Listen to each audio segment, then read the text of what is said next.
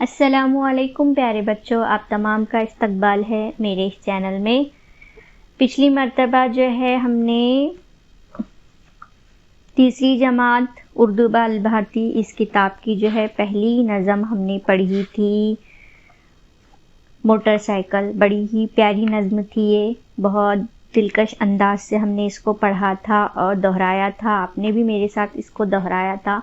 अब जो है आज हम जो है सफ़ा नंबर 2 पर जो नज़्म है कितना अच्छा फल है आम, इसको पढ़ेंगे। मैं पढ़ूंगी और आप जो है इसको दोहराएंगे मेरे पीछे पीछे।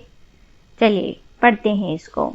कितना अच्छा फल है आम, मिलता है ये सस्ते दाम। कितना अच्छा फल है आम, गूदेदार रसीला भी, खट्टा भी है मीठा भी।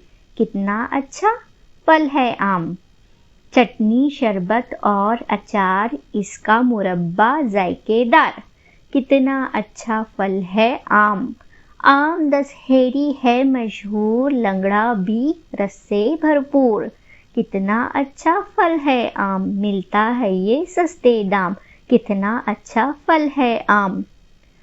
चलिए फिर से और एक बार जो है मैं इसको पढ़ती हूँ और आप पीछे पीछे मेरे दोहराइए।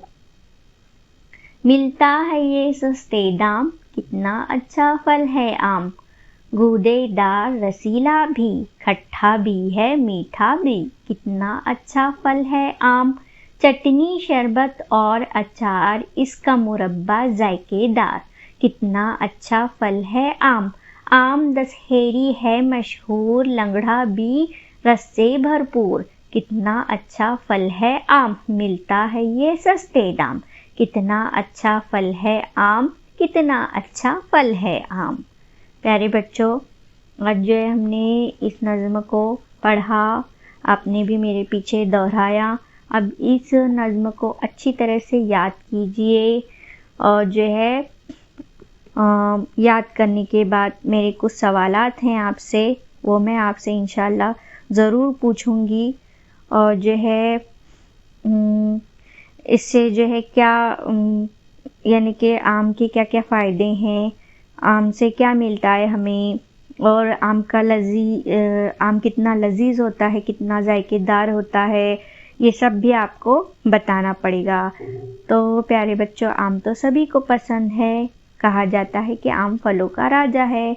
आम से जो है रस बनाया जाता है, आम से जो है शरबत, चटनी, अचार, मुरब्बा वगैरह सब कुछ जो है आम से बनाया जाता है। अब आप कहोगे कि आम से जो है अचार किस तरह से बनाया जाता है।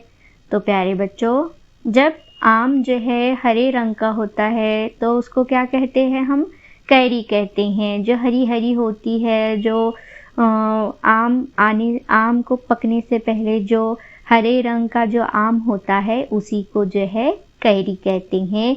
कैरी यानी कि कच्चा आम, हरा आम। तो उसी से जो है अचार और चटनी बनाई जाती है। कुछ लोग तो उसे मुरब्बा भी बनाते हैं। तो प्यारे बच्चों, बहुत सारी चीज़ें जो है आम से बनाई जाती है और बहुत ही जायकेदार जो है आम का मज़ा है।